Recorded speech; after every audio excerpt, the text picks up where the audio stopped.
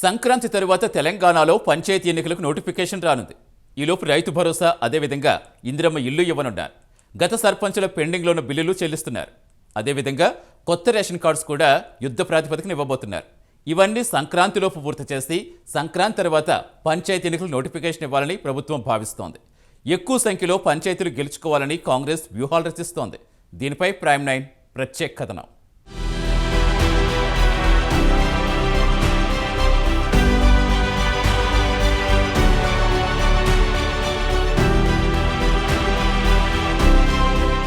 సంక్రాంతి తర్వాత తెలంగాణలో పంచాయతీ ఎన్నికలకు నోటిఫికేషన్ రానుందని తెలుస్తోంది. ఈలోపు రైతు భరోసా, అదేవిధంగా ఇందిరమ్మ ఇళ్లు ఇచ్చేస్తారట. పెండింగ్లో ఉన్న సర్పంచుల బిల్లులు 10 లక్షల రూపాయల లోపుంటే చెల్లించేస్తున్నారు.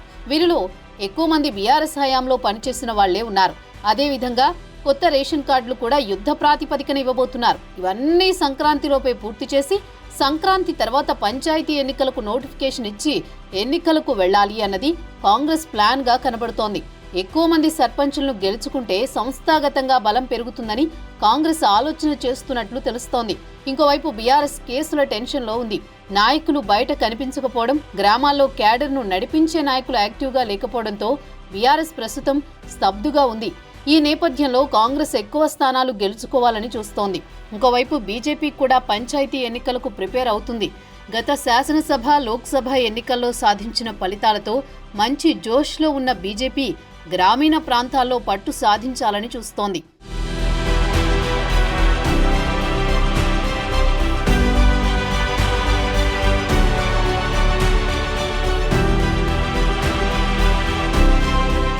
కాంగ్రెస్ పార్టీ స్థానిక సంస్థల ఎన్నికలను లక్ష్యంగా చేసుకుని ముందుకు సాగుతుందని తెలుస్తోంది. కాంగ్రెస్ పార్టీలో అంతర్గతంగా ఈ మేరకు చర్చలు జరుగుతున్నాయని సమాచారం. లోకల్ బాడీస్ ఎన్నికల్లో ఏకపక్షంగా ఫలితాలను సాధించాలని ఈ మేరకు రకరకాల వ్యూహాలను అమలు చేస్తోంది. ఈ ఎన్నికల్లో విజయం సాధించడం వల్ల రాజకీయంగా బలం పెంచుకోవడంతో పాటు మరింత సుస్థిరతను సాధించవచ్చని అంచనా వేస్తోంది. ఇప్పటికే అసెంబ్లీ, లోక్సభ ఎన్నికల్లో బీఆర్ఎస్ కు గట్టి దెబ్బ తగిలింది. ఆ పార్టీ ఓటు బ్యాంకు సైతం భారీగా పడిపోయింది. ఇక స్థానిక సంస్థల ఎన్నికల్లోనూ ఆ పార్టీని గట్టి దెబ్బ తీయాలని కాంగ్రెస్ పకడ్బందీ వ్యూహాన్ని అమలు చేయబోతోంది. ఇప్పటికే అమలవుతున్న సంక్షేమ పథకాలతో పాటు కొత్తగా మరికొన్నింటిని ఇంప్లిమెంట్ చేసేందుకు సిద్ధమైంది. ప్రజలకు ఇచ్చిన హామీలను ఒక్కొక్కటిగా నెరవేరుస్తూ స్థానిక సంస్థల ఎన్నికల్లో సత్తా చాటాలని ప్రయత్నిస్తోంది.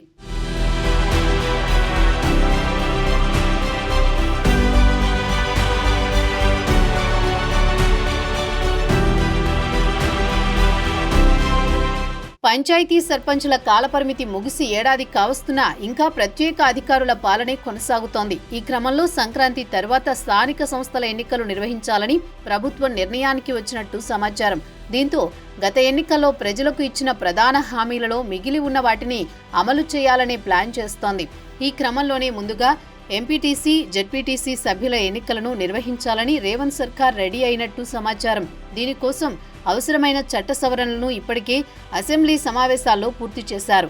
ఎన్నికలకు ముందు పథకాలను అమలు చేయడం ద్వారా వీలైనంత మైలేజీ పొంది ఎక్కువ స్థానాల్లో విజయం సాధించొచ్చని అధికార పార్టీ ఆలోచన.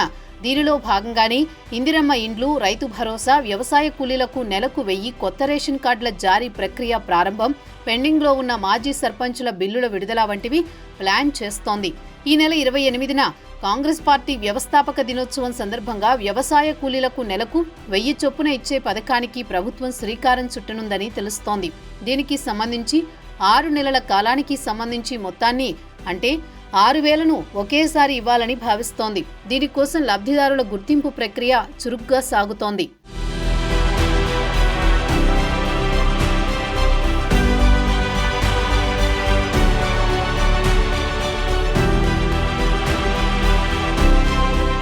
మరోవైపు కాంగ్రెస్ ఎన్నికల్లో ఇచ్చిన 6 గ్యారెంటీల్లో రైతు భరోసా ప్రధానమైనది. ఈ పథకం ద్వారా రాష్ట్ర వ్యాప్తంగా 65 లక్షల మందికి పైగా లబ్ధిదారులు ఉన్నారు.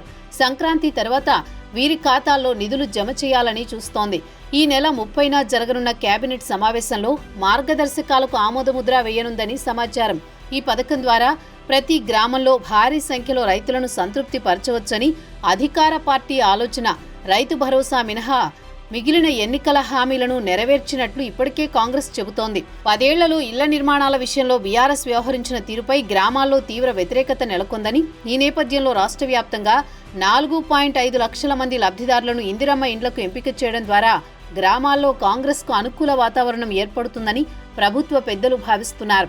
మొదట స్థలాలు ఉన్నవారికే ఇండ్లను కేటాయించనున్నారు. సంక్రాంతి తర్వాత కొత్త రేషన్ కార్డుల జారీ ప్రక్రియను ప్రభుత్వం ప్రారంభించనుంది. అలాగే మాజీ ప్రజాప్రతినిధుల పెండింగ్ బిల్లులను సైతం విడుదల చేయాలని ఇప్పటికే నిర్ణయం తీసుకుంది. దీంతో కొన్ని సంవత్సరాలుగా బిల్లులు రాక ఇబ్బందులు పడుతున్న మాజీ ప్రజాప్రతినిధుల్లోనూ కాంగ్రెస్ పట్ల సానుభూతి ఏర్పడే అవకాశం ఉందని భావిస్తున్నారు.